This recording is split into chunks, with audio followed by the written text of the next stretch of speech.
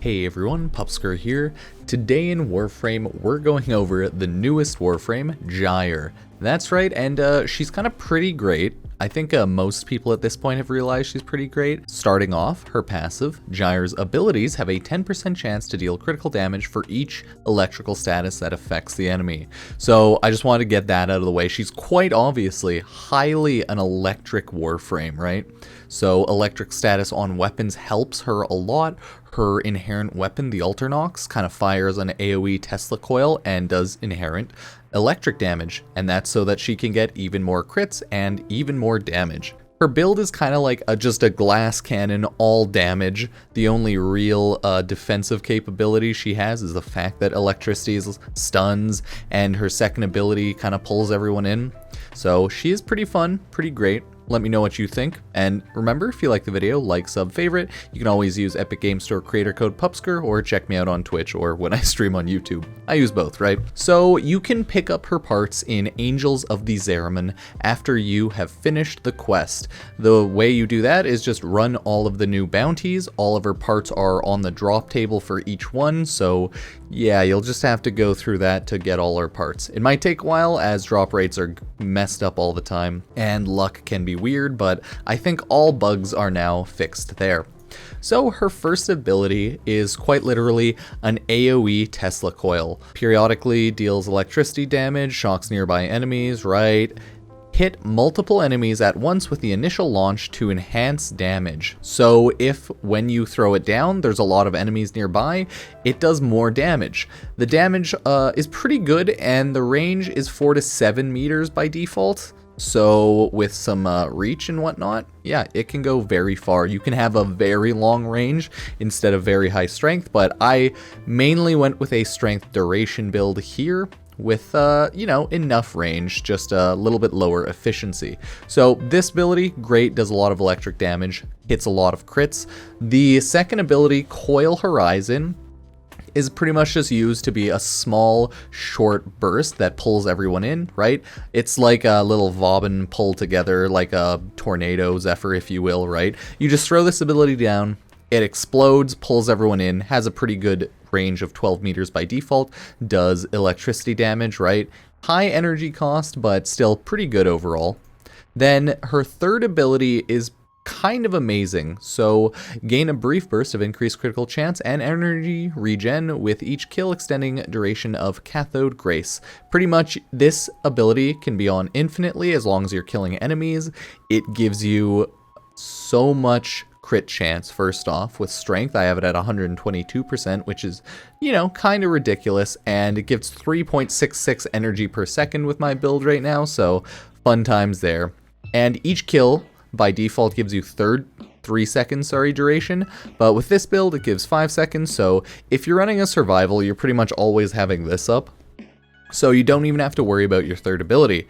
Her fourth ability, though, very interesting. It's just an AoE electrical magnetic field. The default range is 4 meters, but you know, some range can get that increased with some continuity, prime continuity and whatnot. I have gotten the range, duration up to 40 seconds.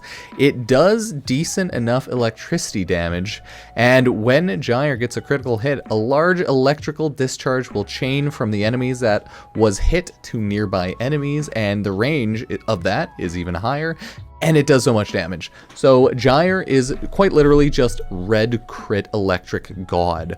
The current build I have on her is this: rolling guard so that I don't die as much, jump between rolling guard and operator to heal, right? Sometimes I goof it up and die, but that's just how Warframe goes, right? Prime continuity because duration, blind rage because strength is a must, stretch because we need range, intensify for some more damage. This one can be swapped out if anything, and probably the auger mods as well, but it's always up to you. Streamline because I don't like having too low efficiency, because then it just becomes a little too hard throwing out too many of the first or second abilities.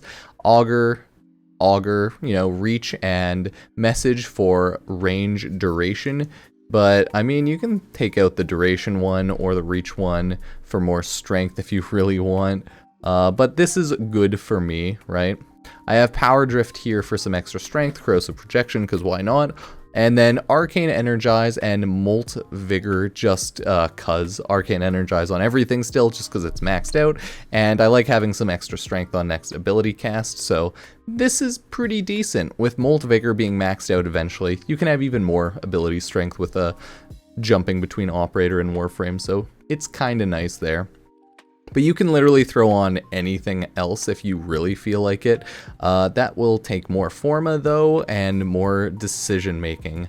But hey, you can totally throw on Transient Fortitude to get even more ability strength, right? And it's probably one of the better ones you could throw on, but I still like having a lot of duration. So I'm going to keep the build right there. So far, she does a lot of damage, and I'll show you why, okay? Her general kit is just always have your 3rd and your 4th ability up, right? Because why wouldn't you? Because these can be cast to always be on. Let's clear, kill enemies. Let's throw on Eximus units. I want to see how it does versus Overshield, right? Amalgam, Hecate, Eximus. So, 3rd ability gets you crit. Oh no, I was a fool and I forgot that I have to kill enemies to properly keep it going the whole time. Oh well. For your 4th ability though, nice, you can recast it. So let's just quickly throw down 3 of those. They gain a lot of damage, and then a lot of crit because of this. And look at the Eximus units. The shield on them is getting drained somewhat fast. All of these are going to be hitting pretty high crits once I actually have my full kit going properly. But it's not too bad at all. And then I'm just using that one to get even more crit damage there.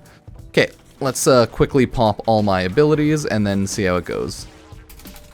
Okay, then you just throw 1, 2, 3, throw one of these down. Ah, look at that, red crits everywhere. Of course, level 180 amalgams are going to be really tough, so, I mean, don't worry about it. This is, after all, the simulacrum. We're not here to really care too much about that. But the insane amount of damage you get here is definitely worth noting. Poor amalgams. The overshield is just so strong, right? That's why it's fun throwing out Eximuses, because it just shows how insane the overshields are right now. I can go back here, throw on like non-Eximus units, and they will pretty much all, right, just all of these. They'll just die so fast. Give me 1 second. There we go. But I can do that this time, right? They're just dead. Like, they're gone.